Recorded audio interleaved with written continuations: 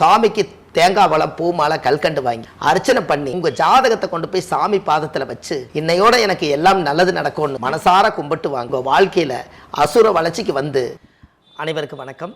பாரம்பரிய திருவள்ளுவர் குல வம்சம் பிரசன்ன ஜோதிடர் சுபமாரிமுத்து திருப்பூர்லேருந்து இந்த பதிவு உங்களுக்காக. அவிட்ட நட்சத்திரங்கம்மா.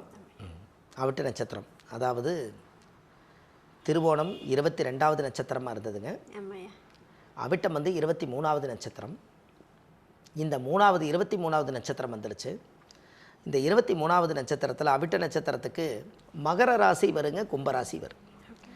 அவிட்ட நட்சத்திரத்தில் பிறந்துக்கிறவங்க செவ்வாய் திசையில் தான் பிறப்பாங்க. என்றைக்குமே பாருங்கள், ஒரு உதாரணமாக சொல்கிறேங்க, சைலண்ட்டாக ஒரு விஷயம் நடக்குங்க. அவிட்ட நட்சத்திரக்கார் எப்போவுமே தனியாக தான் இருப்பாங்க. ஆனால் ஃபேமிலியோடு இருக்கிற மாதிரி தான் காமிப்பாங்க. ஆனால் அவங்களுக்கு தனியாக தான் இருப்பாங்க. அவங்களுடைய மனசுக்கு அவங்க எதையுமே புண்படுத்தாமல் அவங்க தனிமை விரும்பி எப்போவுமே குடும்பமே இருந்தாலும் கூட கொஞ்சம் தனியாக இருப்பாங்க. இந்த அவிட்ட நட்சத்திரத்தில் ஒருத்தர் பிறந்தா செவ்வாயுடைய நட்சத்திரம் கொஞ்சம் அமைதியான டைப்புங்க அவங்க.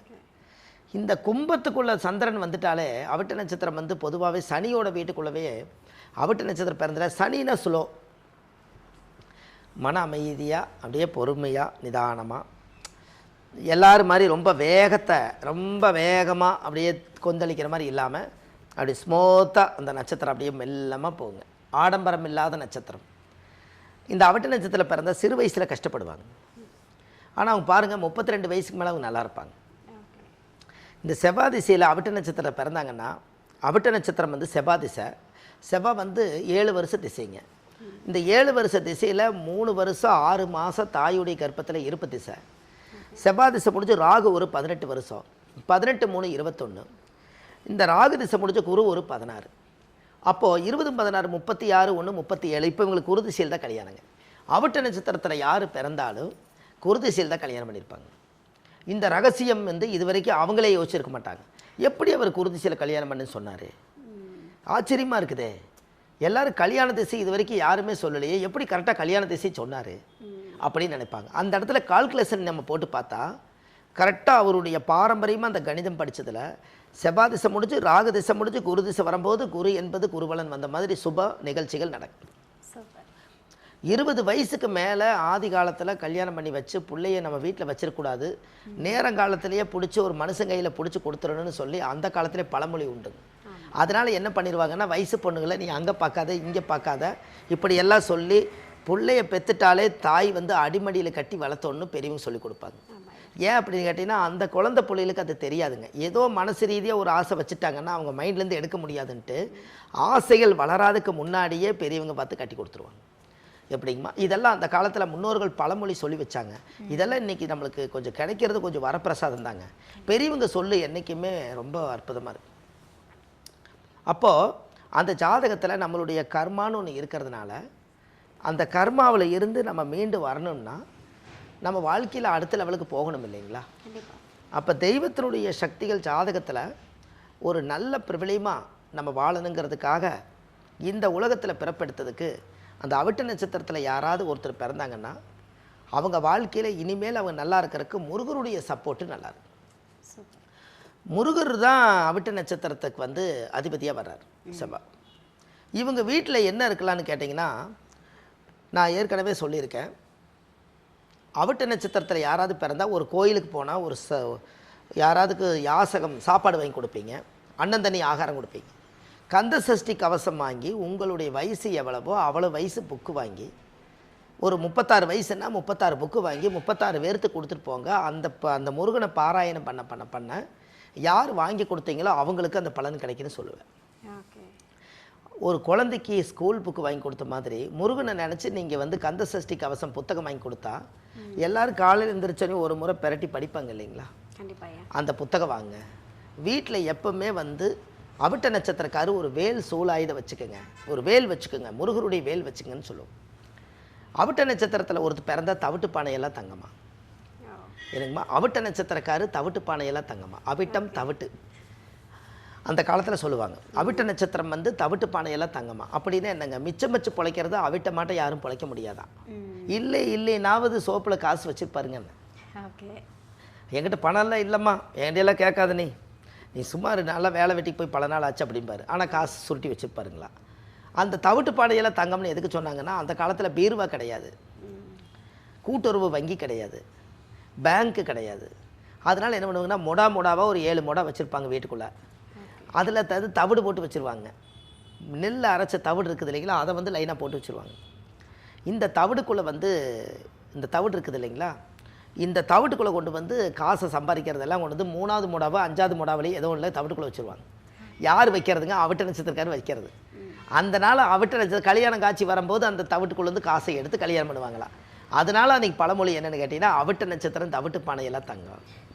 தங்கத்தை ஒழிச்சு வைக்கிறதே தவிட்டு பானையில் தானுங்க. தவிட்டு பானையில் என்னங்க, தவிடு போட்டு வச்சுக்கிற பானைக்குள்ளே வச்சுட்டா தெரியாது இல்லைங்களா, எதுன்னு தெரியாதுல்ல. அதுக்காக அது சொன்னது. எல்லாம் பாருங்கள், அந்த காலத்தில் பழமொழிகள் இருக்கா இல்லைங்களா, ஜோசியத்துக்கு கூட பழமொழி இருக்குது.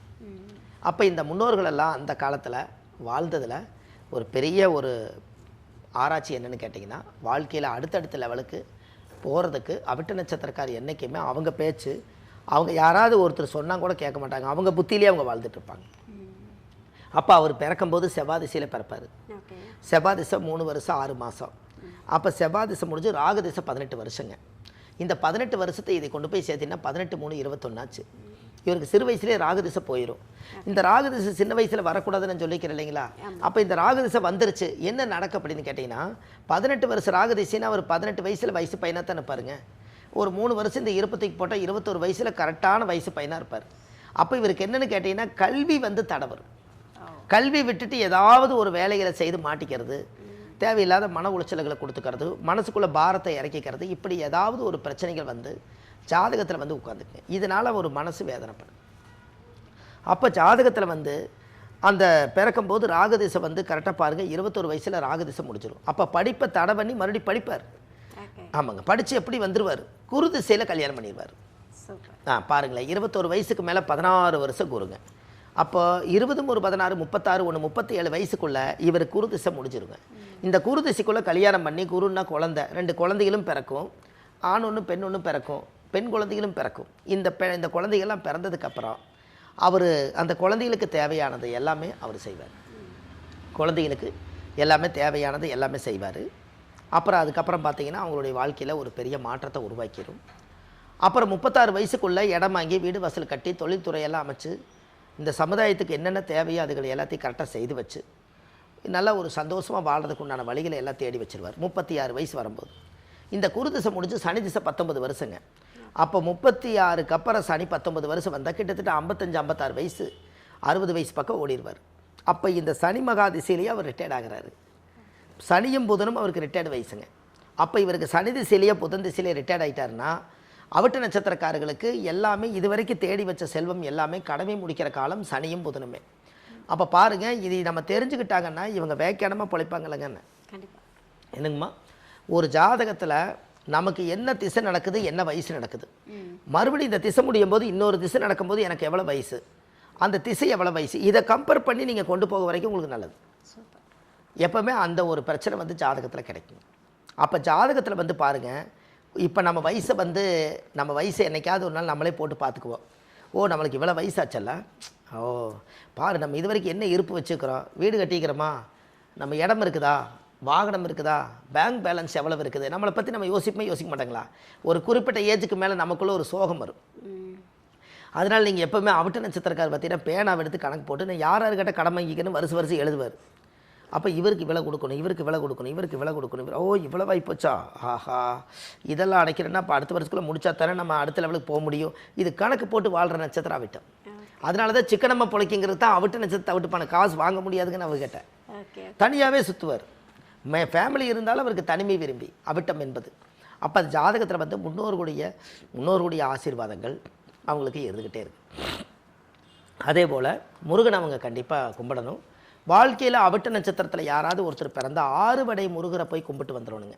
ஏன்னா செவ்வாய் திசையில் யாரெல்லாம் பிறந்திருக்காங்களோ அவங்க 6 வடை வீடு தான் சொந்த வீடு, 7வது வீடு தான் இவங்க வீடுங்கன்னு. இவங்க குடியிருக்கிற வீடு யாராவதுக்கு வீடே அமையலைங்க, எனக்கு வீடு அமையலை, நான் எவ்வளோ நாள் நான் 40 வருஷமாக வாடகை வீட்டில் இருக்கிறேன்னா 6 வடை வீட்டுக்கும் போய் சாமி கும்பிட்டு வந்தால் 7வது வீடு இவருக்கு சொந்த வீடு அமையுங்கன்னு.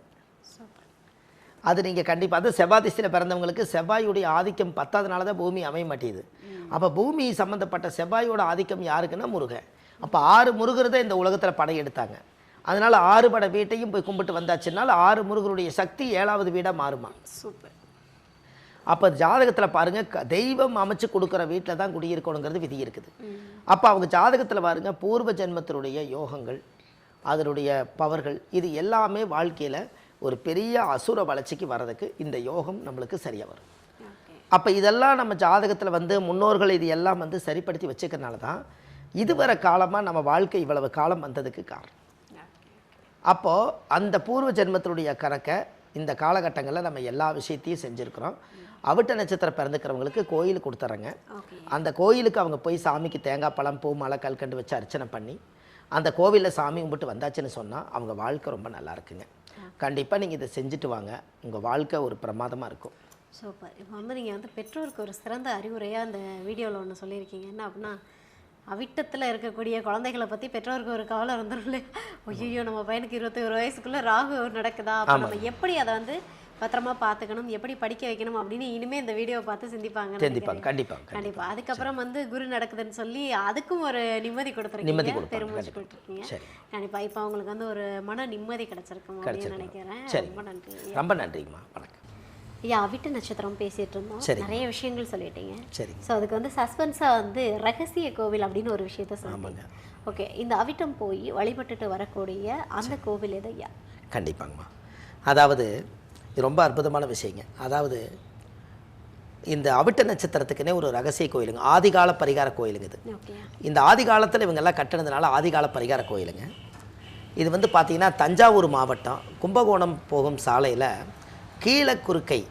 கீழக்குறுக்கைங்கிற ஊரில் பிரம்மஞானபுரீஸ்வரர் அப்படிங்கிற ஒரு கோவில் இருக்குதுங்க.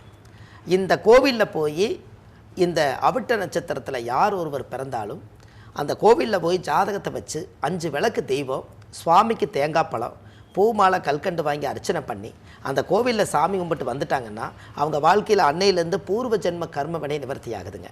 அதுக்கப்புறம் அவங்க வாழ்க்கை அசுர வளர்ச்சிக்கு வருங்க. நல்லதே நடக்கும். வாழ்க்கையில் ஒரு முறை போயிட்டு வாங்க, ரொம்ப நல்லா இருக்குங்க.